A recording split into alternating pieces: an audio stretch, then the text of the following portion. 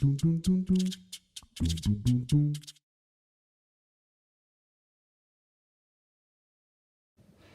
this video, we will tell you a bit about how Catalan people are.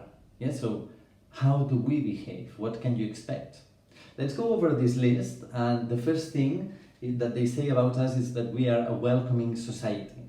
So we are very polite, we are always willing to help, we smile a lot, but they also say that out of all of the Iberic Peninsula, we tend to be the most distant ones. Yeah, so it seems that to get to have a Catalan friend, it takes a long time, but they say that once you have it for life. 2. Direct. Yes, as most of Mediterranean cultures, we are very direct when we speak. We use a lot of physical gestures, loud voices, we get very passionate about things, we get fiery in arguments, but this doesn't mean that we are fighting. 3. Greetings. Yes. How do we greet each other? Well, this has massively changed due to the pandemic, yeah? We used to greet each other with 2 kisses or a hug, sometimes shaking hands, but now, because of the pandemic, we have to keep the distance, so we just wave hello. 4. Colla, group of friends. Colla means group of, and then you add the kind of group that you are in. If you just hear colla on its own, it probably refers to group of friends, yeah? And it's very typical here. A lot of people have collas. Not everybody, but a lot of people. And we tend to have a lot of different collas, yeah? The colla from university, the colla from my hometown, the colla from primary school. We don't tend to mix collas, which is weird, but anyway, you may be introduced to a colla, just so you know. 5. Eating and drinking.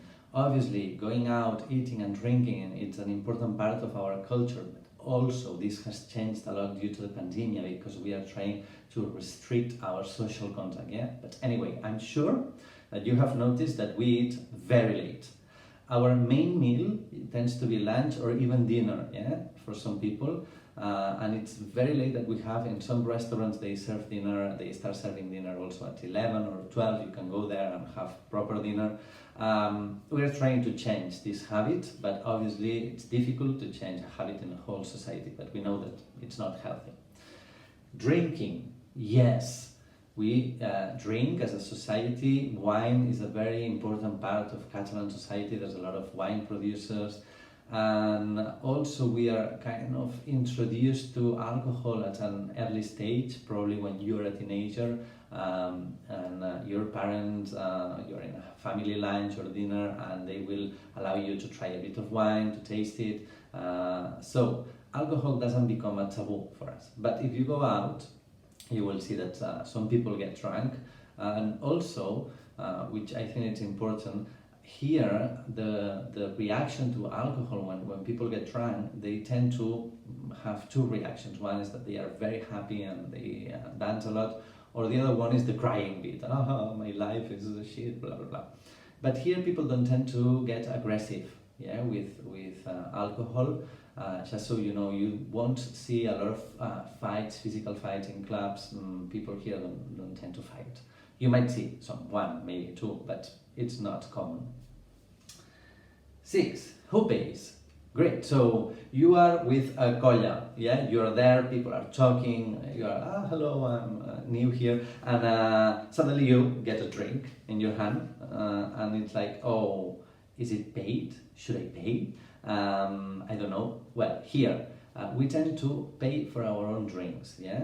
So you will pay for your drink. Never assume that somebody has paid for it. But also, people might invite, yeah? So sometimes you go to the bar and you order for your friends and you leave it pay, I have invited, and that it's paid. Okay, so somebody has invited you, yeah? Should you invite back the next round? You have to pay? Are they expecting for you to pay? No, yeah?